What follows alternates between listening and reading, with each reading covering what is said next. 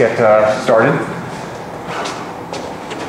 We have midterm number 3 coming up next week, and on Monday I told you what was going to be on it, but just as a quick refresher, topics include the energy and metabolism chapter, the photosynthesis chapter, and the respiration chapter. We're going to finish off the respiration chapter today, and then start in on another topic called signal transduction, but signal transduction will not be on exam number 3 next week. As far as the labs that'll be on exam number 3, amylase lab, paper chromatography, microscopy, cell fractionation, which we did on Monday, and today's lab, osmosis and diffusion. And if you didn't get all that, then just come down after the lecture and I'll go over it with you. Now on Friday, like 2 days from now, is the lecture quiz in here, and that's going to cover part of the respiration chapter, or all questions from the respiration chapter. And we're going to start in on signal transduction chapter today, and so I'll put a question or two about the signal transduction that we cover today in there. Sound all right? Or at least clear? Okay, so let's put the finishing touches on the respiration chapter. For the most part, up to this point, we've been talking about aerobic respiration, which is the one that uses the oxygen. And if you look at this, the score sheet, well, maybe I shouldn't call it that, makes it sound like a sporting event, but this summary sheet that listed the 4 steps of aerobic respiration: glycolysis, transition step, Krebs cycle, and electron transport system. If you add up all the ATPs that are made per 1 glucose, you get 36. 2 ATPs in glycolysis are made, 2 are made in Krebs cycle, and then the electron transport system cranks out 32 more, giving you a grand total of 36. Now, here on this you see kind of the same thing. It shows location-wise where the various steps are. Remember, glycolysis is where the glucose is broken down into 2 pyruvates. That step takes place out in the cytoplasm, and all of the other 3 steps, transition step, Krebs cycle, and electron transport system, those guys take place in the mitochondria. Now, so aerobic respiration uses oxygen. If there's no oxygen, the 3 steps in the mitochondria no longer function. There we go. The 3 steps in the mitochondria just no longer function. They all essentially depend on oxygen being present. But the glycolysis step, or I should say the glycolysis metabolic pathway, it's actually 10 enzymes, still functions. Those enzymes work absolutely perfectly even if there's no oxygen present. And so that actually leads us to our final topic here in respiration, cellular anaerobic respiration, which is still respiration. It's still cells making ATPs by breaking down glucose, but it takes place when there's not enough oxygen for aerobic respiration to occur. Actually, let me click back a slide or 2 here. Go back.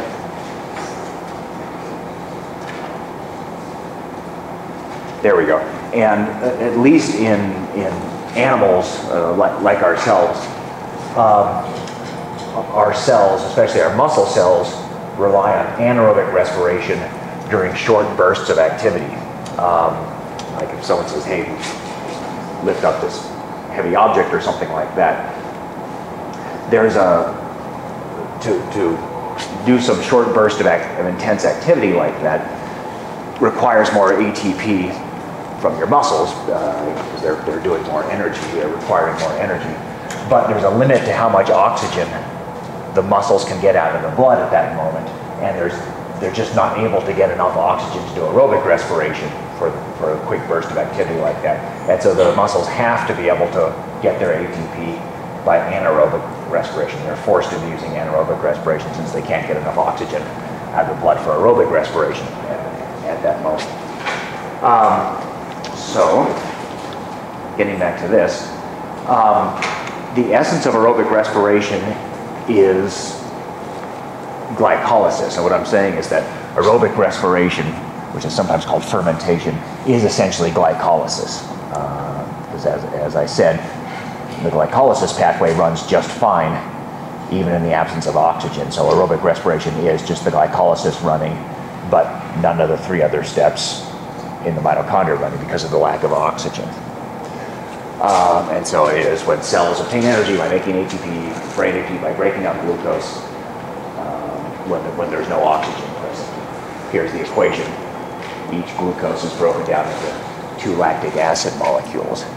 Now you might be saying at this point, wait a minute, if anaerobic respiration is just glycolysis running by itself without transition step and Krebs cycle and electron transport system, shouldn't we end up with 2 pyruvates, not 2 lactic acids? Well, that is true. The glycolysis pathway differs from the anaerobic respiration pathway in terms of what the end product molecules are. But other than that, it's almost the same pathway. Here's glycolysis again. Glycolysis is out there in the cytoplasm, and there are these 10 enzymes, and they slowly break the glucoses down into 2 molecules of pyruvate. So if oxygen was present and the mitochondria was able to function, therefore, these 2 pyruvates, remember, would go to the mitochondria, and then you'd get transition step and Krebs cycle and electron transport system and get a whole bunch of other ATP out of them. But if there is no oxygen present, then an extra enzyme, which normally doesn't function if there's oxygen around, this one right here kicks into gear, and this enzyme converts these pyruvates into lactic acids. And lactic acids are also C3 molecules, just like the pyruvates are. And so really this enzyme is just going to change one of the functional groups on the pyruvates slightly. But they remain C3 molecules, and those are the lactic acids. And that's all there is to it. So this anaerobic respiration, this fermentation, is just really glycolysis, but with 1 extra enzyme at the end that converts the 2 pyruvates into 2 molecules of lactic acid.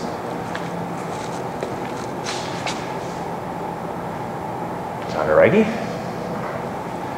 All right. Let's see. There we go. Same diagram, but now I've added this last enzyme right here that changes the pyruvates into the 2 lactic acids. Anaerobic respiration gives 2 ATPs per glucose, which is what we saw from glycolysis. That's not a shocker. There we go. And as I said, in mammals, it's used during short bursts of activity, like jumping in the air or lifting a heavy object, where your muscles aren't able to get enough oxygen from the blood to do the aerobic respiration. And that's really the main advantage of it. The main advantage is that your cells can still get the ATP energy they need, even if there's not enough oxygen to carry out aerobic respiration. Like I said, that's generally a short burst of activity. Here's the main disadvantage: only 2 ATPs per glucose. And that's a huge disadvantage. I think when I was explaining this earlier, I said think of your car. If you got one car that got 2 miles per gallon and another car that got 36 miles per gallon, like the aerobic respiration, you would always want to drive the higher mileage car because it's so much more efficient. Or put it another way, you'd run out of gas very quickly if your car was only getting 2 miles per gallon. You would really hate to utilize that particular car. And so that's why your body does not want to stay in anaerobic respiration for too long. You would just burn up your glucose supply way too quickly. You would run out of gas if you were constantly doing anaerobic respiration. Which is why, if you keep exercising, you start breathing harder. You know, if I jump up and down like that once, yeah, my muscles are going to use anaerobic respiration just for that moment, because it's a short burst of activity. But if I keep jumping up and down, then you know what's going to happen. In 30 seconds or a minute, I'm starting to go, Well, that's my body trying to get back into aerobic respiration. My body says, okay, for whatever reason, Alex is going to keep exercising, so let's get back into aerobic respiration. So we need to increase the amount of oxygen in the blood, and so automatically signals are sent to my diaphragm muscle, and I start breathing faster, so I can resume aerobic respiration as I'm exercising. That sounds good and reasonable? And as my public service health tip of the day, they say that aerobic respiration is one of the best things you can do health-wise if you get aerobic exercise. Well, somebody said if exercise was a medicine, it would be the most beneficial and most widely prescribed medicine in the world. It decreases your chance of a heart attack and stroke, and gives you better circulation, and a whole bunch of good things. So do your aerobic exercise every day. This is off topic, but how does diabetes affect aerobic respiration? Before I get to this, let me give that some thought. Now, so the question is about diabetes, and there's a hormone called insulin, which allows your cells to take in the glucose. It sort of like gives them permission to take in the glucose. And people with diabetes, their insulin system is malfunctioning. So for people with diabetes, their cells have to rely on fatty acids and amino acids for fuel since they can't take in the glucose. And since those molecules are not burned quite as efficiently by the cells as glucose, I would think if you had diabetes, your ability to exercise, especially at higher intensity levels when your cells rely more on glucose, would be diminished. But at low levels of exercise, like a slow jog, your muscle cells actually use fatty acids fairly well. So I was thinking slower exercises, a person with diabetes would do just fine. And I don't know that for a physiological fact, I'm just guessing from what I know. That's a good question.